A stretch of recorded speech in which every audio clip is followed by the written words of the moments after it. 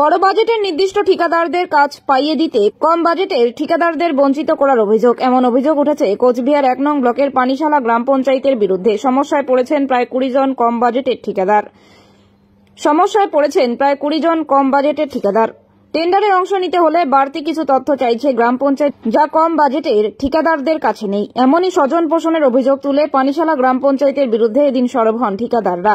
অভিযোগ, PF certificate চেয়ে হয়রানি করা হচ্ছে এই ঠিকাদারদের। বিক্ষোভকারীরা বলেন, এই গ্রাম পঞ্চায়েতে যখন ৩৭ লক্ষ টাকার টেন্ডার হয়েছিল তখন এত তথ্য চাওয়া হয়নি। যত তথ্য ৭ লক্ষ টাকার ছোট কাজের ক্ষেত্রে দাবি করছে গ্রাম পঞ্চায়েত।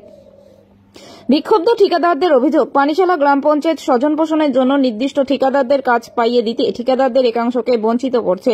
তবে পানিশালা গ্রাম পঞ্চায়েতের নির্মাণ সহায়ক জানান, আগে কি নিয়ম ছিল জানা নেই, তিনি নতুন দায়িত্বে এসেছেন। অভিযোগ বলতে কি, আমরা সবাই পানিশালা অঞ্চলেরই ঠিকাদার বা এই অঞ্চলে আমরা কাজকর্ম করি।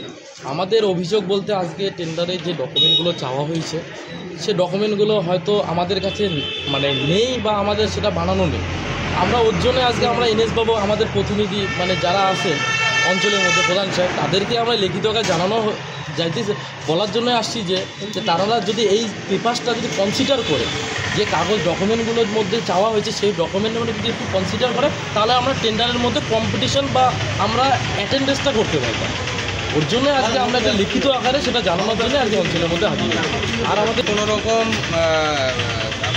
পেপার বলতে আমাদের পেপার এনারা যা চাইছে, এই বিগত দিনে যা কাজ হয়েছে, ৩৭ লাখ টাকার টেন্ডার একবারে করেছিল প্যাকেজ হিসেবে। তো সেই ৩৭ লাখ টাকার টেন্ডারে যা যা ডকুমেন্ট চাওয়া হয়েছে তা আমাদের কাছে ছিল বা আছে এখন এরা ৭ লাখ আর ৯ লাখ টাকার একটা প্যাকেজ করেছে বা কাজ করেছে। তার মধ্যে পিএফ চেয়েছে এবং কী চেয়েছে, ইএসআই চেয়েছে, ইএসআই সার্টিফিকেট, পিএফ সার্টিফিকেট। আমরা যারা ছোটোখাটো ঠিকাদার আছি, আমরা যে কজন আছি এখানে ১৮-২০ জন ঠিকাদার আছি, এদের কাছে আমরা ৪ লাখ ৫ লাখ টাকার কাজ করি। আমাদের পক্ষে সম্ভব না আমরা পিএফ বানাই, পিএফের কাছে আমরা যাই। আমাদের এখনও পিএফ আমরা বানাইনি, পিএফ সার্টিফিকেট এখনও পাইনি। এই ডকুমেন্টগুলো যে চাওয়া হয়েছে, বডি এই ডকুমেন্টগুলো চাইছে তার এক কারণে, যে কাউকে না কাউকে কাজটা পাইয়ে দেওয়ার কারণে আমার মনে হচ্ছে যে কাউকে না কাউকে কাজটা পাইয়ে দেওয়ার কারণে এই ডকুমেন্টগুলো চাওয়া হয়েছে।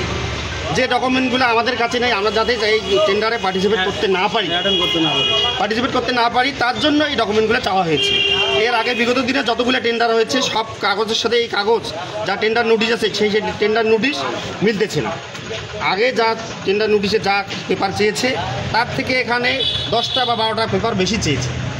এই পেপারগুলো কেন চাইলো, তার কাছে বডির কাছে আমরা এসেছি যে বডিকে জিজ্ঞেস করব যে এই পেপারগুলো কেন চাওয়া হয়েছে। এখানে ম্যানুফ্যাকচারিং কাগজ একটা চাইছে, ডিস্ট্রিবিউটার যারা ডিস্ট্রিবিউটার আছে তারা ছাড়া এই ম্যানুফ্যাকচারিং সার্টিফিকেট কারো কাছে কোনো ঠিকাদারের কাছে থাকবে না।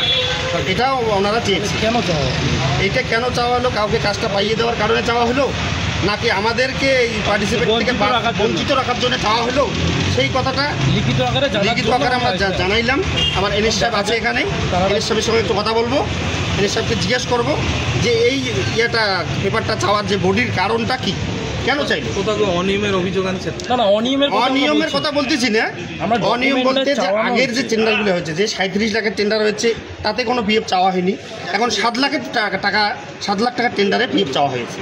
এই পার্থক্যটা কেন আমরা এনএস সাহেবের কাছে জানতে। যদি অবিলম্বে যদি পিএবিএসআইটা যদি চেঞ্জ করে আর ম্যানুফ্যাকচারিং কাগজটা যদি চেঞ্জ করে দেওয়া হয়, তাহলে আমাদের যে কাগজ আছে এখানে পিএফ বা কয়েকটা কাগজ আছে, কয়টা কাগজ যদি আমাদের চেঞ্জ করে দেওয়া হয় তাহলে আমরা পার্টিসিপেটটা করতে পারবো।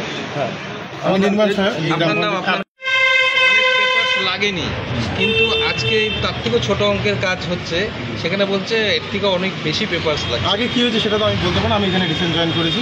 এখন বডিতে যেটা সিদ্ধান্ত নিয়েছে ওরা, বডি কমিটি টেন্ডার কমিটি আমাদের যারা আছে তারা যে সিদ্ধান্ত নিয়েছে যে এই পেপারগুলো রিকোয়ারমেন্ট আছে ওইভাবে লক্ষ্য করা হবে। সেই হিসাবে আপনারা নিয়মের বাইরে না, নিয়মের মধ্যে থাকে, নিয়মের মধ্যে।